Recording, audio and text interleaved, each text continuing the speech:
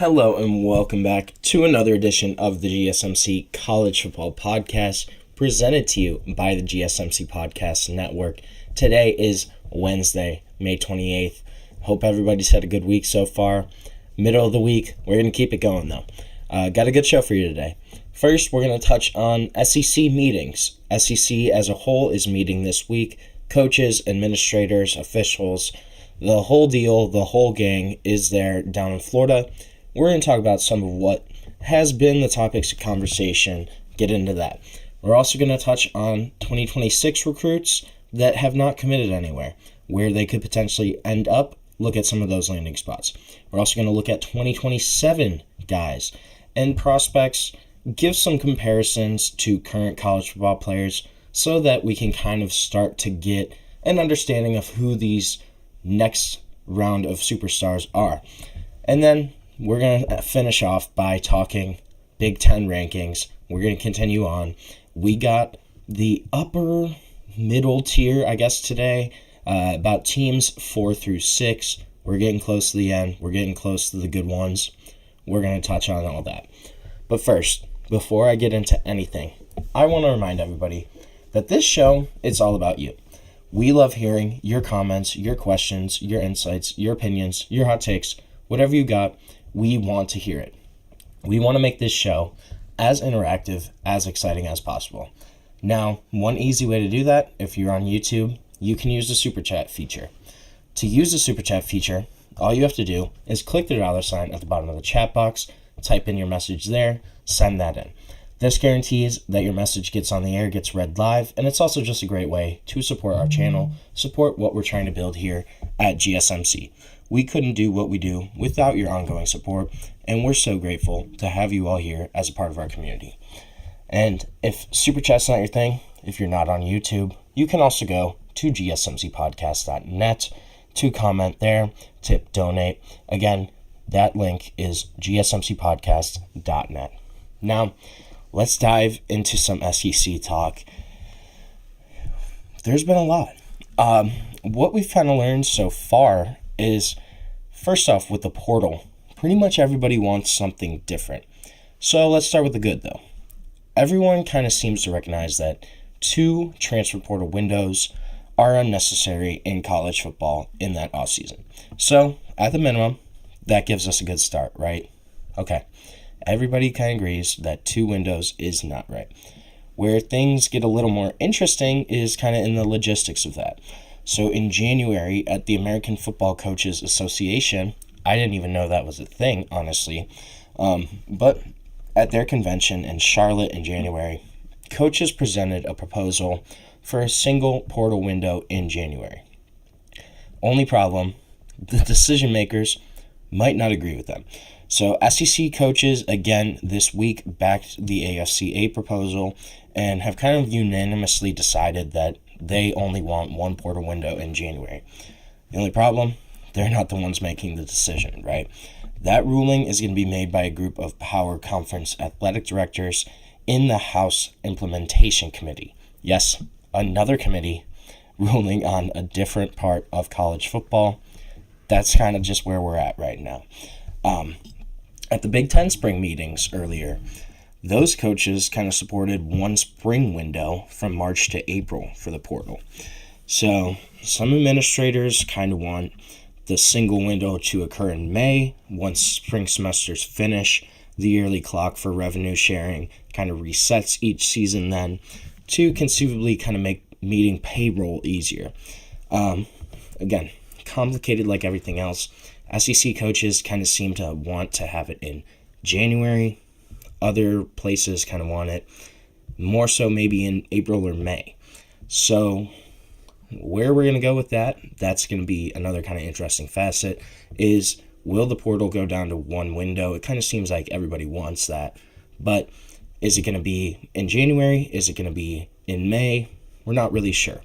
Another thing, the SEC, not super happy with the College Football Playoff Selection Committee at the moment.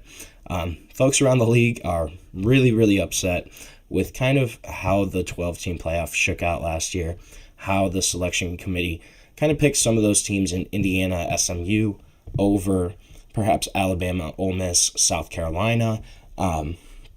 This has kind of obviously led to the push to the 16-team playoff, which we might see in 2026. We're still not sure about that. And again, with the playoff, this is all in the air too. So Greg Sankey presented multiple models to coaches during meetings on yesterday. Coaches seem to favor the 5 and 11 model that would give the 4 power conference champions and the highest ranked group of 5 champion 5 automatic bids, and then the 11 other bids would be picked by the selection committee. However, the SEC administration is not on board with this one. Coaches seem to kind of like that 5 and 11 model. The administration does not. Florida Athletic Director Scott Strickland, in particular, he was of the opinion that you should outright eliminate the selection committee completely. He was quoted by saying, "A committee is not ideal to choose a postseason." And then the end of that quote was, "I question whether it is appropriate for college football." Okay. All right, Scott Strickland. I don't know. I think kind of the whole point of the committee was getting away from the computer-based rankings in the BCS, right? Everybody complained about those models, how it wasn't kind of reflecting the on-field product. Okay, who are you going to have pick then, I guess? How are they going to have people determine who's in this college football playoff? The 5-11 proposal was something proposed by the ACC and the Big 12, kind of in rebuttal to the reported 4-4-2-2-1 model that the SEC Big Ten kind of jointly proposed, more so the Big Ten and Tony Petitti there. That format would guarantee multi-team access for every power conference and also creates potential additional revenue in the form of play-in games. So if we were to go to that 4-4-2-2-1 model in which the SEC and Big Ten would each get 4 automatic bids, the ACC and the Big 12 would each get 2 automatic bids, and then there'd be kind of that 1 automatic bid that's pretty much earmarked for Notre Dame, but the highest ranked kind of independent then, or group of 5 champion, would also get a bid. So the play-in games would be kind of interesting here. The way those would work, they would take place on championship weekend instead of just the top 2 teams in, say, the SEC or the Big Ten competing for the conference championship. There would be 3 matchups that day. The number 3 and 4 teams in the Big Ten and SEC would host the number 6 and number 5 teams, respectively. And then there would also be the neutral site championship matchups in Indianapolis and Atlanta, and which would be the number 1, number 2 teams in the conference.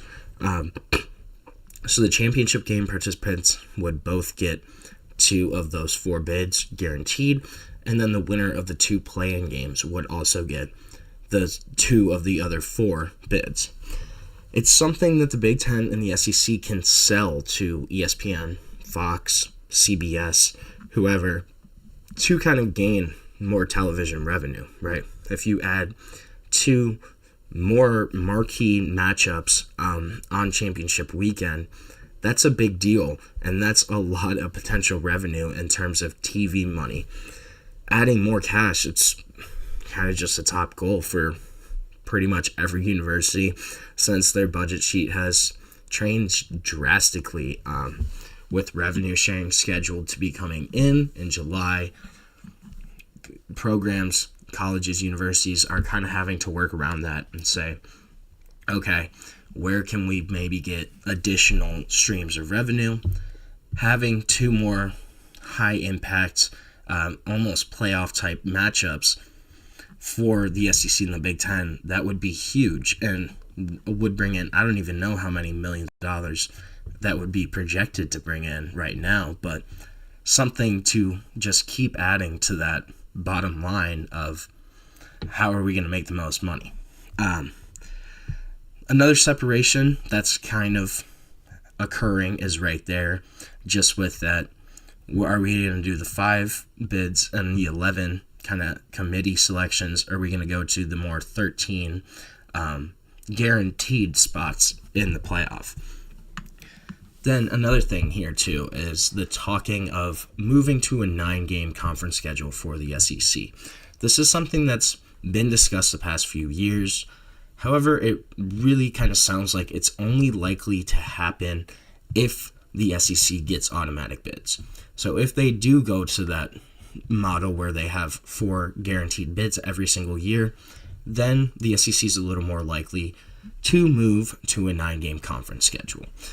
That guaranteed access they kind of view right now as needed, as coaches still apparently sounds like they prefer that 8-game model.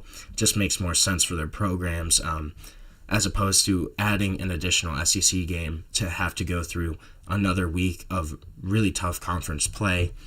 Coaches would rather have the 8-game slate. It just kind of makes the rest of their season easier, more manageable. And when you're looking at historical data, though, of how bids would have worked in the past, the SEC should really like this kind of model. Outside of the lost revenue of an additional extra game and a revamped championship Saturday, outside of that, just looking at the historical data, getting 4 automatic bids every year when we're not sure, we're not going to be able to predict the future. We don't know what the SEC is going to look like in 2027 or 28. Could they only have 2 teams that are maybe top 16? It's very possible. It doesn't seem likely, but it's very possible. So having 4 guaranteed bids every year, that's a really big bonus. Just knowing that every single season you're going to at least have 4 teams in the playoff. It makes a lot of sense. But another thing to look at is what happens if they go with that route and they keep an 8-game conference schedule. Could we potentially lose some of these secondary rivalries like Texas A&M, Alabama, Tennessee? Could those potentially be lost if they continue with an 8-game model down the road in the near future? I don't know. We'll see. Greg Sankey said that there's models in place right now to kind of protect those secondary rivalries in the SEC, but that's something where I don't know if they can actually finally do that. It's going to be interesting. So the administrators want 9 games, coaches want 8. It's ultimately probably going to come down to what the Power Conference commissioners decide when they meet again on the college football playoff. That's kind of the memorandum of understanding right now. However, it's kind of worth noting that the SEC coaches seem to kind of favor the ACC Big 12 proposal right now over the Big 10 proposal. It sounds messy, and it is. This is really a lot to work through right now. There's a lot going on that kind of seems all up in the air. We don't know anything for sure. We don't know what's actually going to happen. Another kind of thing to look at is everyone pretty much seemed to acknowledge that there's going to be some more help from Congress needed at some point. Yes, the settlement should help, but once it comes down, there's going to have to be some more federal guidelines. It kind of sounds like that's the opinion of pretty much everybody around the SEC. They're kind of just waiting for that. That means more going to Capitol Hill, more lobbying, more kind of putting their point of views out there. We're going to see what kind of happens. The settlement's obviously kind of a step in the right direction, but it kind of sounds like everybody is seeming to acknowledge that more assistance will be needed down the line. So right now, we're going to take our first break of the show. When we come back, we're going to switch gears. We're going to talk about some young bucks in some 2027 prospects and kind of who they remind me of in terms of current college football players. So we're going to dive into all of that when we come back on the GSMC College Football Podcast. I feel like I'm losing my mind. Is everybody in the world blind? Please, Lord, give me a sign, a sign. I feel like I'm losing my mind. Is everybody in the world blind? Please, Lord, give me a sign, a sign.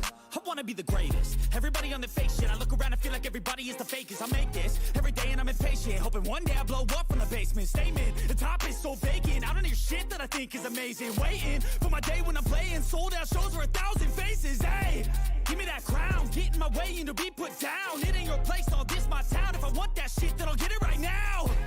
I'm losing it, the noose it fits, I'm losing shit, a stupid myth. You choose to live or choose to dip, you choose to fight or lose your grip and lose a gift. I feel like I'm losing my mind.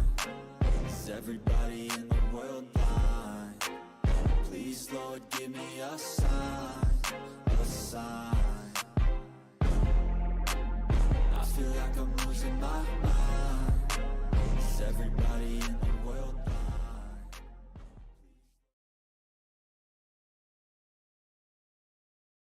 blind? Hello and welcome back to the GSMC College Football Podcast, presented to you by the GSMC Podcast Network. On this Wednesday, May 28th, just dove a little bit into SEC, their meetings this week, and kind of some of the hubbub, scuttlebutt, whatever, the topics of conversation that have been kind of revolving around those meetings this week. We're going to switch gears.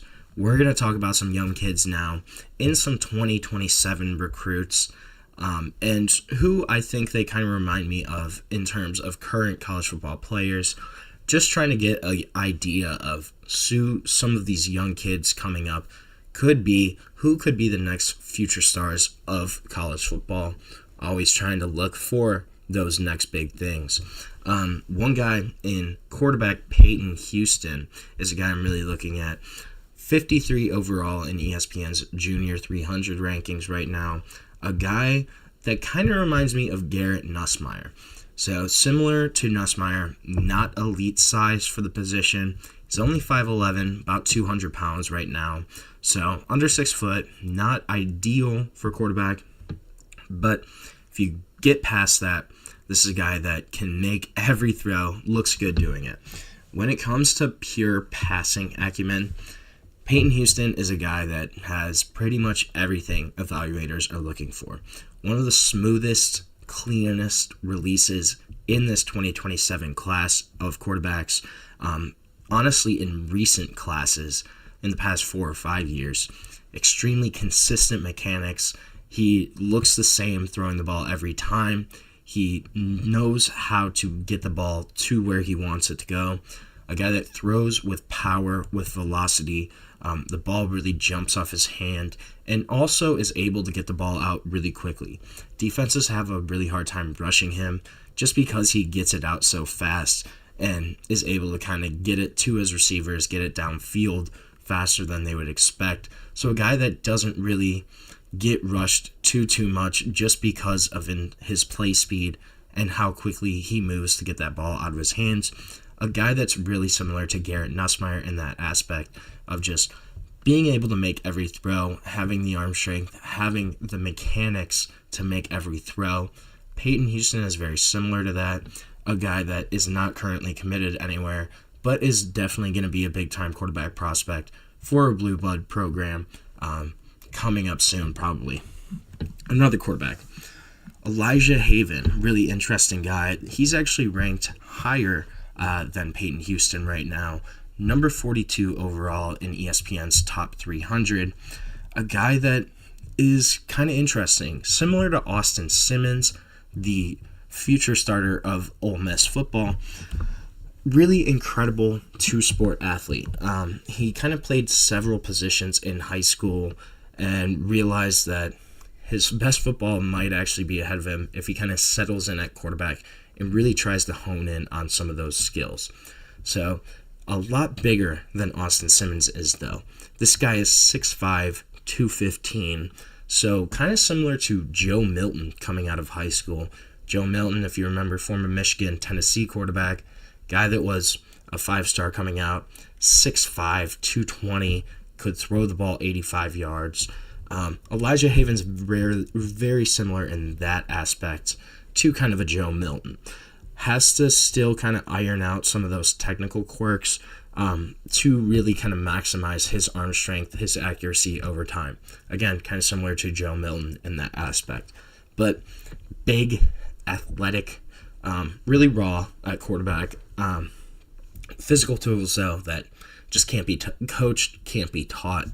And very good runner for his size, but not necessarily kind of a dynamic dual threat. This is going to be a guy that's more of a pocket passer, can use his legs when he wants to, but a guy that's going to try to extend plays more so with his arm than with his leg. Elijah Haven, if he really kind of works out some of those kinks just in terms of technique, this is a guy that has all the physical traits to succeed eventually as a next level starting quarterback. One running back I'm looking at, Kamon Spell. Now, this kid is currently the number 10 player across the country in ESPN's 2027 Top 300 for the junior class. Currently committed to Penn State, too. And if he does stay committed to Penn State, they might not be lacking a running back for that long.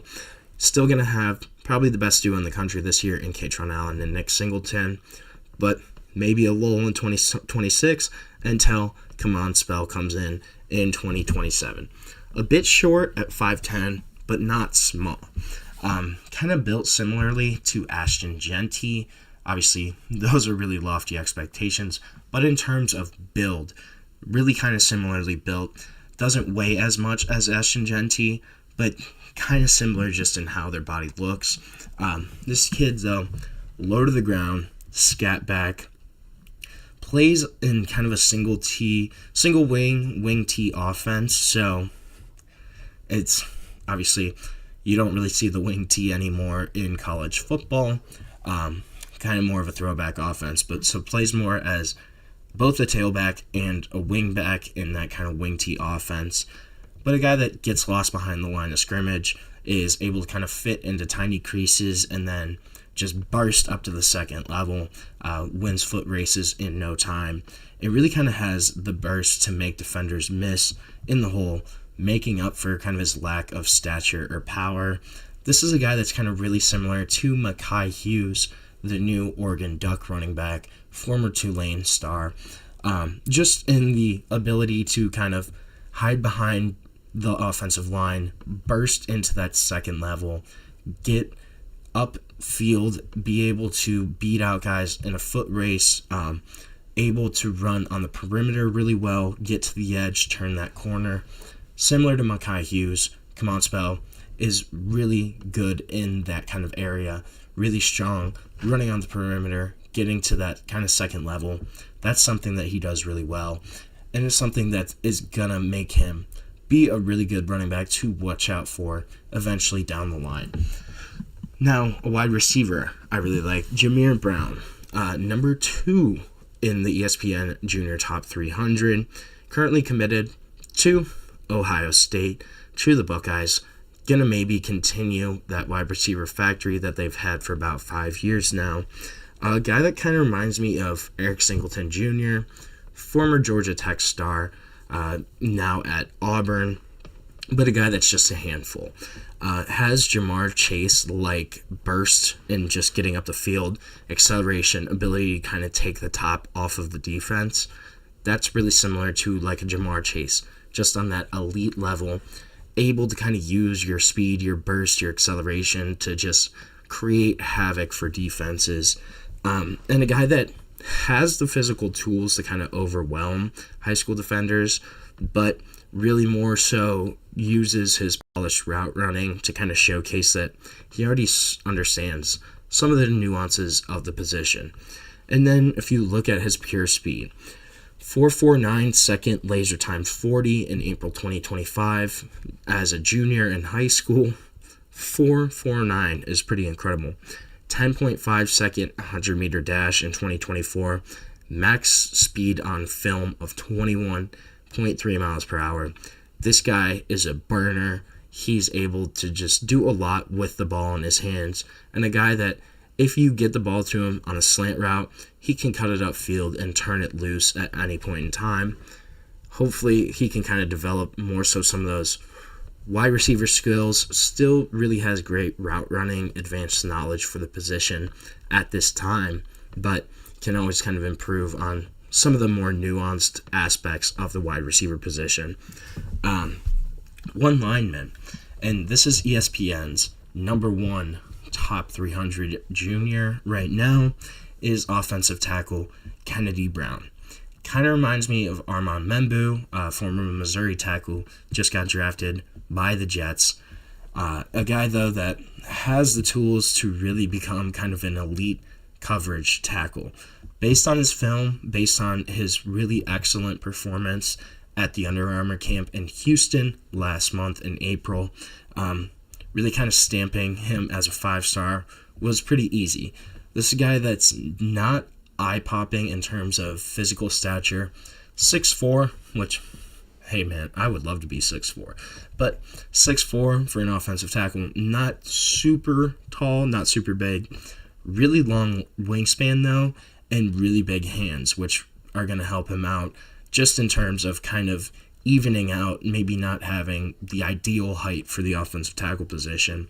Also probably not done growing, which is another factor here. This guy could easily be 6'6", 6'7", and that too would also address his need to kind of add some mass onto his frame. A little light right now for an offensive tackle, but a guy whose athleticism really stands out at this stage of his development, of his recruitment. Super light on his feet, really good body quickness, natural bend, and kind of at times his pass protection seems effortless. Like it's just another day in the office for Kennedy Brown. His areas of growth are pretty correctable, and a lot of it's going to come to with just much more physical maturation, just growing into his body, developing it, and going from a high schooler to, a young man, a guy that's going to add a lot more mass, a lot more weight onto his frame. A guy that's going to be scary, though, kind of when he gets everything clicking, puts everything together.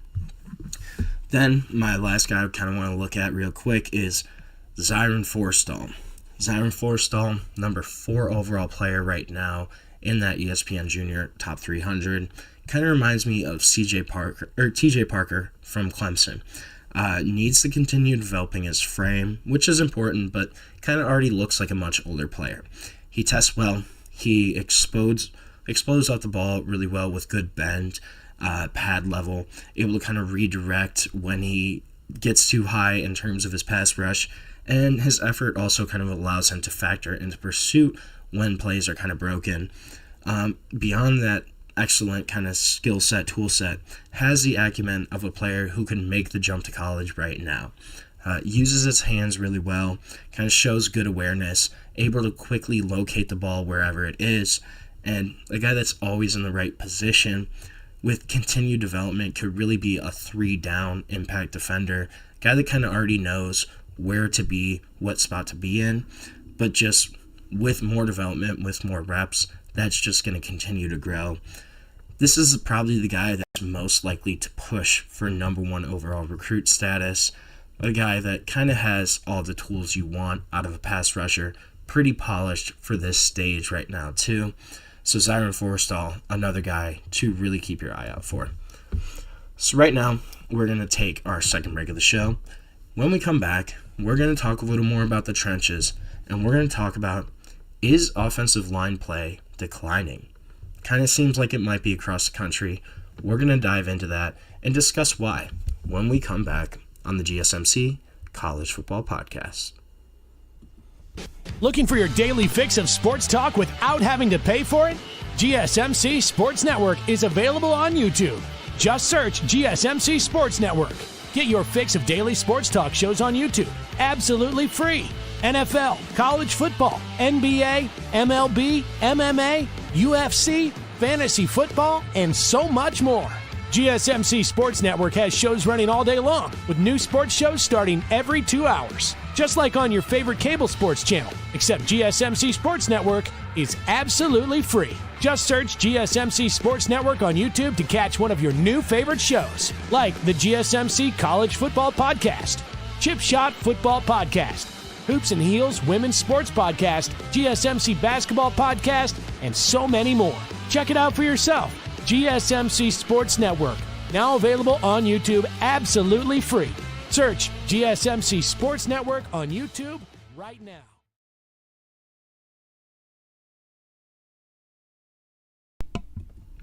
Welcome back to the GSMC College Football Podcast. presented to you by the GSMC Podcast Network. Just touched a little bit about 2027 prospects, gave some comps to current college football players, and talked about who could potentially be kind of that next guy up. Right now, though, we're going to switch gears. We're going to talk a little bit about offensive line and kind of, is it declining right now? And so I kind of want to start with an anecdotal story. So let's go back to 2023-2024. Washington, the Huskies, really have a great year, pretty much run the gauntlet, get to the national championship against Michigan, against the Wolverines. Now they lose that national title, right? But one of the main reasons they got there in the first place was a wonderful, amazing offensive line.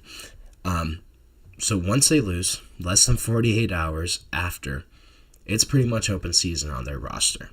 Primary targets were obvious. Their award-winning offensive line, regarded as the best in football throughout the 2023 season. Essentially, every scholarship offensive lineman on that team was contacted through intermediaries. It only got worse when it was kind of clear that Kalen DeBoer was in line to take over for Nick Saban at Alabama. Out of the 10 offensive linemen that were listed on the Washington depth chart for that national championship game only 2 seasons ago, 2 remain on the roster, and 8 of those 10 guys were sophomores or younger, so they still could have been on this Washington team. 2 remain on the roster. You look at tackles Troy Fatanu, Roger Rosengarten declared for the draft. Parker Brailsford followed Kalen DeBoer to Alabama. Julius Bulau, Nate Kalepo both transfer to Ole Miss. Jalen Clem stays for a year, but then leaves for Arizona State this offseason.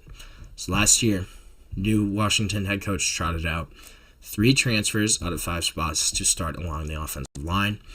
Those new look offensive line Washington Huskies, they go from number 17 in the nation to number 127 in the nation in terms of pass blocking grade. The team goes 6-7. And then in terms of the first 7 years of the college football playoff, the national runner-up won at least 11 games 5 times the next year. Since NIL has become part of the game in 2021, 2 of the 3 finalists have finished with losing records in the next season. This is the new world of college football. Transfers, pay for play under the guise of kind of NIL have created this chaotic marketplace. And at the core, offensive line, it's the heart of football, right? It requires the most clear, most coordinated action from the biggest, most lumbering athletes on the field, forces players to bulk up to these tremendous sizes while still retaining their balance, their quickness, their feet, their hands. In the era of NIL, of the transfer portal, every player is a target now. Last season, starting caliber linemen were getting offers nearing $500,000, according to CBS Sports, making for some really difficult decisions, right? If you're a starting out lineman and the school's going to pay you $500,000 for a season, that's a really good deal. And then with this, though, when you have these transfers with revenue sharing on the horizon, the offers have gotten higher. Development kind of falls to the wayside. Priorities shift. Even for the best coaches in the game, stocking a championship-level offensive line has never been more complicated. Sam Pittman, Arkansas head coach, former offensive line head coach, a guy that really knows what he's talking about in terms of the offensive line, in terms of developing a really great unit. He said, wherever I've been, the development of offensive linemen is still the same, but the keeping of them is totally different. I've been surprised when guys come in here and they're going, Coach, I need X amount of dollars. I go, God dang, man, you played in 2 games. Sam Pittman's right. This is a guy that's considered one of the greatest offensive line coaches in history after developing some of the best units of the past several years. He was the offensive line coach at Georgia when they brought in a bunch of elite players into the program, including most of the starters that ultimately won back-to-back national championships. That was a lot of Sam Pittman's development. As a head coach, though, results have been a lot more mixed. 2021, that group was great. 2023, that line really struggled. Last year, Arkansas had a solid O-line, but that was under 4 transfers. And after that season, 2 of those transfers transferred out again, along with 3 other key depth pieces. Sam Pittman, he said, now it's kind of a deal where the cohesiveness of the group is just not the same. There's so much power in the cohesiveness of the group too. He said, I think it's the most players in one area at a time, and it's a vital part of the team. So the camaraderie and the togetherness of the room is not the same. I agree with Sam. How can you ever build a unit that relies so much on the other guy, the guy next to you, relies on working together more so than any other position in football? How can you build a successful one when you have 2-3 guys leaving every single year at a minimum? When you have starters transferring out who would have previously played 2 or 3 seasons for you? How can you build and develop that? Aaron Taylor, the legendary Notre Dame offensive lineman in the 90s, he's kind of made it his life's work to bring attention to offensive linemen. He helped bring the Joe Moore Award out and make it a thing, bring it into existence, bring it into this realm where that's the only college football major honor that annually spotlights a unit instead of an individual. That's something where it's so important to offensive line play. Alex Mirabel, Miami's offensive coordinator, one of the most renowned offensive line coach, one of the most renowned offensive line coaches in the nation. He said it's the most developmental of all positions. You know why? Blocking is not natural. It's something that you have to teach from the ground up, and it takes time. You're teaching them to do something that's unnatural. These bodies are so big, it takes time to gain the core strength they need being a 345-pound man. It takes time to learn who's a good lineman. You look at even elite offensive line evaluators. Take Texas offensive line coach Kyle Flood. Signed 17 O-linemen in his first 4 years with the program, including the 2021 kind of transitional class. All 5 starters on the 2024 O-line were homegrown players, but not necessarily the most obvious prospects. Yes, DJ Campbell at guard, Calvin Banks at tackle, they were the 1 and 2 linemen in their recruiting class.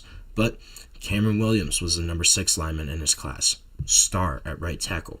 Jake Majors, Hayden Connor, older players who kind of found their groove later in the career. We're not seeing that anymore. We're not seeing a Jake Majors, a Hayden Connor, where they break through after 2 or 3 seasons of kind of waiting, learning, developing. We're not seeing that. Continuity, it's paramount. It's 5 guys working together as one. You don't really see it anywhere else in football. Yes, other units have to kind of work together, but not on the same level nearly as much as offensive linemen do. The results speak for itself. Out of 40 players to earn All-America honors from CBS Sports in each of the 4 post-NIL seasons, 36 of them were homegrown players. Of the 50 players to start on a Joe Moore Award semifinalist offensive line in 2024, 39 of those 50 players, almost 80%, were homegrown. 2 of the 3 finalists, Army and Texas, were completely built through high school recruiting. So part of it comes down to priority. Elite offensive line prospects obviously are well taken care of by their original schools, but leaving that depth too, that's something that we're missing. The quality here is just not enough. And this has been the case for elite programs. You kind of look at the days of Alabama, Georgia, kind of just hoarding the best players in America and then deploying generational line over generational line. That's simply over. The top groups are leaking talent, the rest are taking advantage. Last year, the gap between number 2 Georgia and number 11 Penn State in terms of talent composite was one of the smallest gaps between programs in those 2 respective slots in recent years. It's starting to kind of drag elite teams back to the rest of the pack. Alabama, you look at, in 23 and 24, 7 Alabama offensive linemen transferred from the program. 5 of them became primary starters at power conference schools. So we're seeing a big shift here. We're no longer seeing guys stay at one school for 3-4 seasons, and maybe they sit for 2 years. But then their junior, senior year, they're one of the best offensive linemen in the country because they've spent the time developing, getting their bodies right, learning how to use their mass to really be successful on the football field. We're not seeing that anymore. It's much more turnover. It's much more hostile right now, where you have offensive linemen that can also kind of just ask for $750,000 a year, and it's not completely out of the realm. Jackson Cantwell, who just committed to Miami, is reportedly going to make about $2.5 million a year to be the left tackle at Miami. That's pretty incredible. That's amazing. But it's also kind of hurting continuity. It's hurting cohesiveness, kind of the things that make a successful offensive line unit. When you look at teams that traditionally have really good offensive lines, look at the Wisconsins, the Iowas, programs of that caliber, where every year it seems they have a really great offensive line. Those guys are homegrown players. They've been developing for 2 to 3 seasons there, and they've just kind of stepped into those roles when they're ready. I think we're seeing a lot of guys that are going when they're not ready. They're going, hey, we want this big payday right now. We're not playing at our original school. I want to go somewhere else. I want to get playing time, and I want to get a big check. And hey, I can't blame a kid for saying that, but it might hurt them down the long run. And I think we're kind of seeing that right now in college football, especially on the offensive line. We're just not seeing those same great cohesive units together anymore. Will that be a thing of the past? It's very possible, but there's always a potential for offensive line play to kind of bounce back down the road. So right now, we're going to take another quick break on the show. When we come back, we're going to talk some more prospects. We're going to talk about 2026 guys and where some of those big-time prospects could potentially end up. So stick with us. We'll be right back on the GSMC College Football Podcast.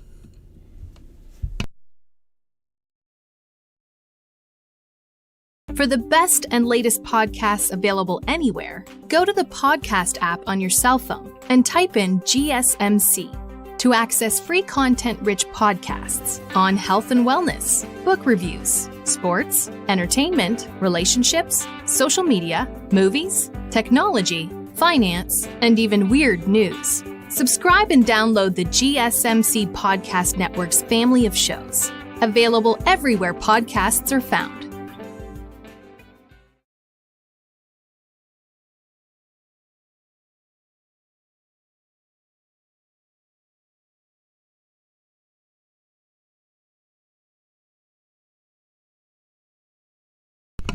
Hello and welcome back to the GSMC College Football Podcast, presented to you by the GSMC Podcast Network on this Wednesday, May 28th. Had a good show so far. We're going to keep going. We're going to talk a little bit right now about some 2026 prospects, where they could potentially end up. Some of these guys could really be difference makers too, I think, once they kind of get in the flow of things, once they kind of get in a particular system, get into a college weight room. There's some guys that could be immediate contributors here. One of those dudes, Derek Cooper. Now, Derek Cooper, number 12 nationally, according to Rivals, their number 1 running back. This is a guy that's got really good size for the position, too, at 6'1", 200. Getting a great read on his recruitment right now, kind of tough. It's getting a little tougher. A lot of major programs are making a serious push at this point.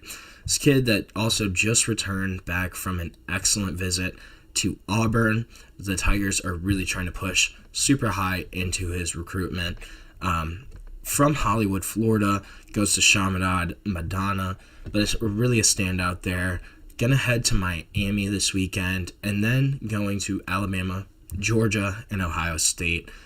Texas is also working currently on getting him to schedule a visit after their Auburn visit that Derek Cooper just went on. An argument could be made in numerous ways here.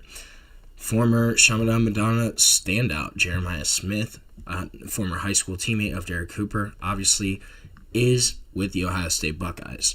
However, Derek Cooper really continued to still show significant interest in both Georgia, and then Miami is doing everything they possibly can right now to keep him home. Kind of seems like they have a slight edge here heading into this kind of next month of visits, having the hometown advantage, and then also I think having the momentum after Jackson Cantwell, the number one recruit in the nation, just committed to the Hurricanes as well. I think those are both factors that kind of give them an advantage here for Derek Cooper. I think this one is going to be down to the wire right now. But I'm going to say Miami for right now. Derek Cooper, though, it's certainly possible that this could change pretty quickly. Right now, for what we're saying today, I'm going to go Derek Cooper. Lands at Miami, becomes a Miami Hurricane. Pairing him with Jackson Cantwell, that number one offensive tackle in the nation, a big guy that he can run behind for the next few seasons. I think Derek Cooper is going to be a Miami Hurricane. Another good running back to look at is Xavier Crowell. 5'11", 200, so decent size. Guy that's number 41 nationally from Jackson, Alabama. And honestly, right now, it would be a pretty big shocker if Crowell did not commit to Alabama. He's currently got a June 26th commitment date, so we're going to find this out at the end of next month. Texas has also worked really hard here to stay involved with Crowell. Auburn keeps working on him, obviously still being in state. They want him and his teammate and four-star quarterback Landon Duckworth. They share a backfield at Jackson High School in Alabama. Two guys that are incredibly productive. That's a really great backfield too. Four-star quarterback, four-star running back. But Auburn's really trying to pitch him and Duckworth coming together. Georgia's also in the picture here. It seems, though, that Alabama's really led for a long time. That hasn't kind of seemed to shift or change at all in recent weeks. Crowell also reclassified from 2027 to 2026 and kind of moving up with Alabama always having that lead. It sounds like this should kind of remain the same heading into his decision. I'm going to say Xavier Crowell does stay home and sign with the Alabama Crimson Tide, giving them another big-time running back prospect to potentially kind of help rebuild that run game there for the Crimson Tide. Another guy, KJ Edwards, running back here that's 5'10", 195, 47 overall nationally. A guy that kind of seems like Texas is a front runner right now. Things have gotten a lot more interesting, though, for him in recent weeks. He kind of replaced two visits that were seemingly throwaways in Baylor and SMU. Let's be honest, he was never going to either of those programs. I think he kind of just had those visits on the schedule. But he did replace those with Alabama and LSU, two programs that are much more likely to be in contention for KJ Edwards' signature on signing day. Texas A&M also kind of battling right now for this kid from East Texas that's a standout, but his relationship with Chad Scott, who's the new Texas Longhorns running back, is continuing to grow. Texas remains the team to beat, maybe by a large margin. Not really sure there, but kind of seems like KJ Edwards right now is going to be a Texas Longhorn in the long run. Another running back in Savion Hitter, number 50 nationally. Kind of a smaller back, 5'11", 180, so a little thinner, a little bit more of kind of a speed back. Kind of opaque here about where Hitter could potentially end up. Michigan had been the long runner for a really long time here. Kind of looked like things were heading in that direction, with Georgia also very much involved. This is a kid from Virginia, so kind of in the middle of the country. Not really a huge geographical bias, I would say there. Tennessee's also surging right now in this recruitment. Volunteers might not be the clear front runner, but things are kind of trending in that direction. And Ohio State also kind of keeps getting in the mix here. So things keep changing for Savion Hitter. Doesn't really have a clear front runner right now. I'm going to say for right now, I think it's Tennessee. I think the Vols have the lead here probably over Michigan, over Ohio State, over Georgia, over some of those other programs. Kind of seems like Savion Hitter could be a really good fit for them. Having to replace Dylan Sampson, not having a ton in that running back room this year, this could be a place in Tennessee where Savion Hitter comes in right away and performs really well for the Volunteers. I think that's something that's very possible. And then another running back I'm kind of looking at is Jay Lamar. Jay Lamar is 6 foot 200, number 99 nationally, so not as highly ranked as some of these other guys. Auburn and Florida State are kind of making this interesting right now. Clemson seems to be surging a little bit for the kid from Moultrie, Georgia, and Colquitt County. But again, would be a shocker if Jay Lamar did not end up at Georgia as a Bulldog. They've made him a priority target for a really long time. Georgia running backs coach Josh Crawford also used to coach at Colquitt County, where Jay Lamar is from, and the SEC Power kind of has the edge in his recruitment right now. Clemson could make this pretty interesting because he's visiting there this weekend. Florida State's also less than 90 minutes away, with his former teammate Landon Thomas there as well. So those are two programs that could get in the mix. But I'm going to say the kid from Moultrie, Georgia, stays home, stays a Bulldog. After Georgia has really kind of made him a priority in this cycle, I think it just makes the most sense as a landing spot there for Jay Lamar. So right now, we're going to take our last break of the show. When we come back, we're going to keep marching on with my Big Ten Power Rankings. We're going to talk about teams 6 through 4 today and kind of get closer and closer to those teams who could potentially be pushing for a college football playoff run. But we're going to take a short break, and we'll be back on the GSMC College Football Podcast.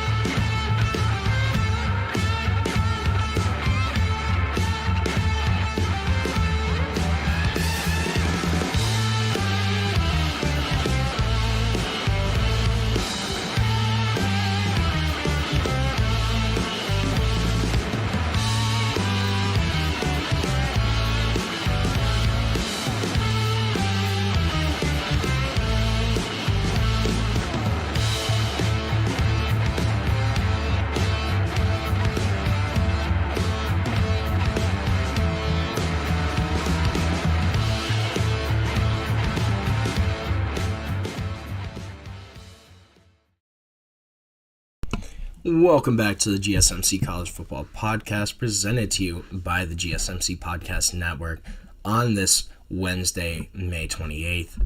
Gonna finish off the show today by continuing on with my Big Ten Power Rankings, and we're at number 6 now, so we're getting closer to the end. But I think my number 6 team, it's got to be Michigan. So the Wolverines, they had a really intriguing 2024 season, I would say. Super up and down, kind of disappointing. The quarterback play was really rough throughout the year, but they kind of bounced back at the end of the season. I had that monstrous upset over Ohio State and Columbus, that 13-10 win during rivalry week. And then you also had the upset of Alabama in the ReliaQuest Bowl. So kind of putting an exclamation point on the end of the season for Michigan. You do lose a couple of key pieces here. You lose Mason Graham, you lose Kenneth Grant, 2 first-round defensive linemen. You also lose cornerback Will Johnson, who was a projected top 10 pick at one point. Makari Page is gone. Josiah Stewart also gone on that defensive line.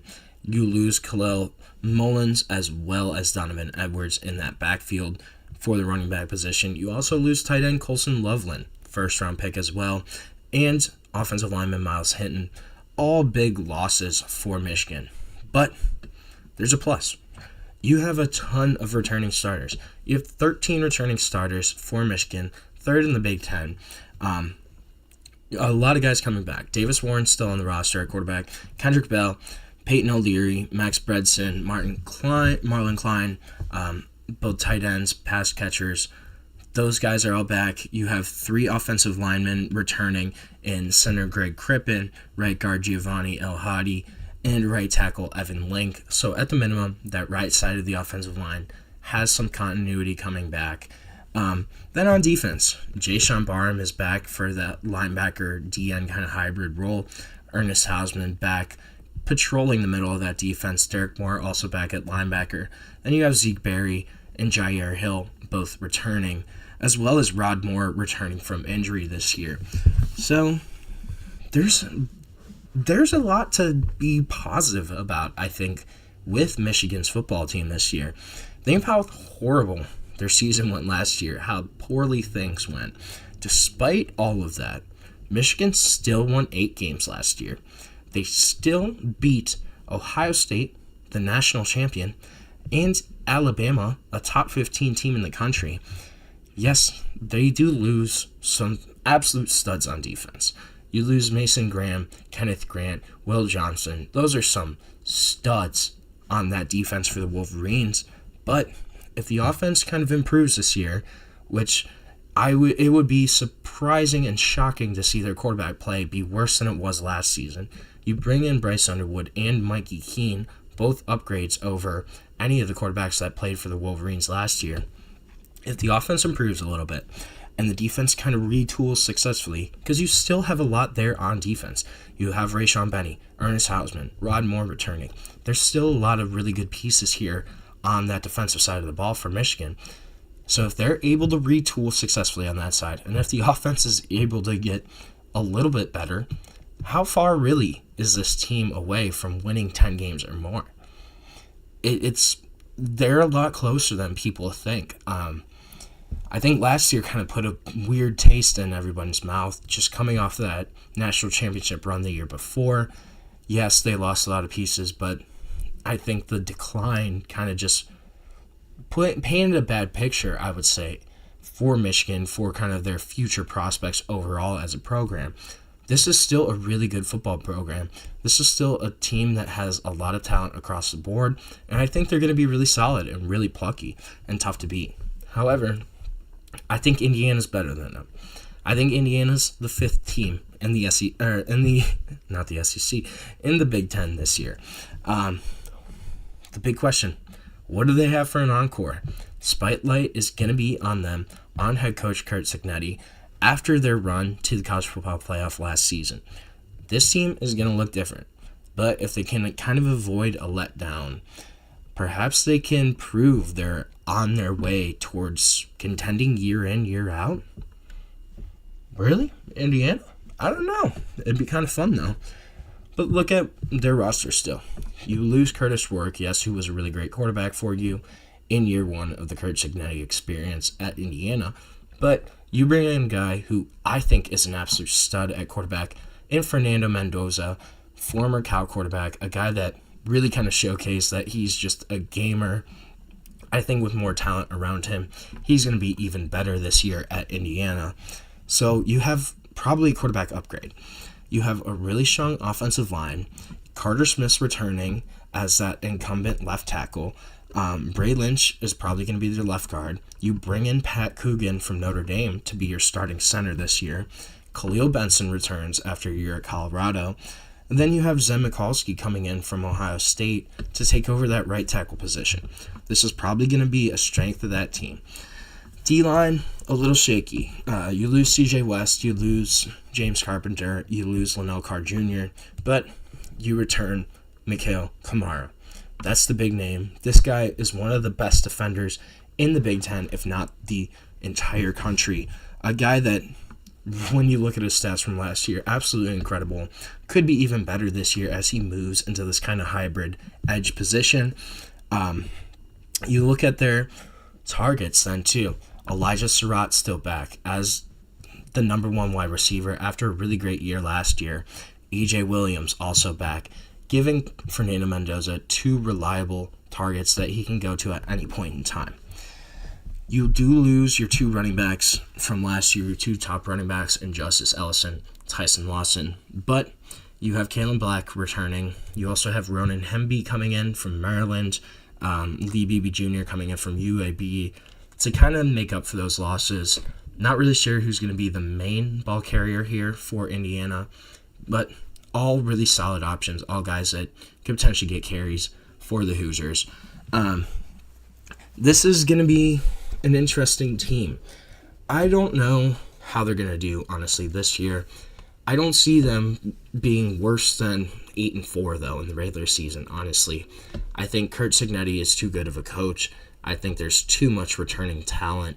Yes, their schedule's a little rougher this year, but even if you drop a couple more games than you did last season, you're still in a really good spot. I think this is probably about an 8-9 win Indiana team. I think they're going to be a little better than Michigan. I think those two are probably going to be right about on the same level. But Indiana, you got to start putting some respect on their name. I think they're certainly going to be a potential college football playoff contender, maybe earlier in the season. We're going to see, though, but I think 5 right now is a pretty good spot to have them at. Then at 4, I think it's got to be Illinois. Got to start putting some respect on Illinois' name, I think. I think Illinois is probably this year's version of Indiana from last season. Kind of seems to be a popular sentiment, popular opinion, but I just think that's probably the case. You look at, they went 10-3 last year, 6-3 in Big Ten play. You have a bunch of returning starters. You have 76% of your returning production, 3rd in the FBS ranks, including a 3rd-year starting quarterback in Luke Altmaier, a guy that's probably one of the better quarterbacks in the Big 12. Gabe Jackus returning to kind of patrol that defensive side of the ball. A couple offensive linemen returning, a couple guys in the secondary returning. There's a lot here. They won 10 games last year for the first time since 2001. And Brett Bielema's still kind of pushing to the next level right now. He said he still thinks Illinois is not getting enough talk as a potential college football playoff contender. I think that's fair, though. You have all 5 starting offensive linemen returning here. You have the entire secondary returning. And, again, you have a 3rd-year starting quarterback. You have a star linebacker. There's a lot of pieces here. And if they can kind of all mesh together well, this is going to be a scary Fighting Illini team. Finding new playmakers at wide receiver, that's going to be a big focus. Who kind of steps up there? You have Malik Elzy as a potential starter, but it's going to be kind of interesting to see who actually ends up being one of the starting wideouts for the Fighting Illini this year. Hudson Clement also, too, from West Virginia. That's another wideout that I think could really get some playing time this year. They also added a handful of options on the defensive line to try and kind of supplement that secondary and Gabe Jackus. But adding to that defensive line, figure out who's actually maybe going to start, get some playing time there. That's also going to be a big concern here. And also another kind of factor, Josh McCray, their leading rusher, did leave in the spring portal for Georgia, but you still have 2 solid options there at running back for Illinois. And Josh McCray also only had like 600 yards last year. So yes, that is a loss, but I don't think that's a huge loss for Illinois. You look at their schedule too. It's a lot more manageable than Indiana. Your biggest road matchup might be at Duke or at Indiana. These two are going to have to play each other. Potentially Washington. Then you get Ohio State and USC at home. Ohio State having to go to Illinois. I think that's going to be a more underrated Big Ten matchup this year. Then you also avoid Michigan, Penn State, and Oregon. So you don't have to play any of those 3. Your toughest matchups are Ohio State at home and probably Indiana. But there are 9 Big Ten opponents for this year. We're combined 33 and 48 in league play last year. Only Indiana and Ohio State among their Big Ten opponents had winning conference records last year. This is a manageable slate for Illinois. This is kind of the point of the roster to where this might be the last hurrah with this current iteration of the Illinois Fighting Illini. This is their year. This was their time. The schedule is manageable. They can make a push. I think it's just a matter of time right now. But that's why I think I have Illinois as the 4th best team in the Big Ten. So with that, we are going to end our show for today.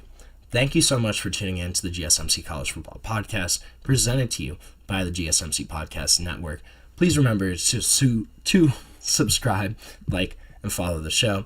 And if you want, you can also go to gsmcpodcast.net to tip, donate, leave a comment or question there. And you can find us on Facebook, Instagram, Twitter, or TikTok. Thank you so much, and have a great day.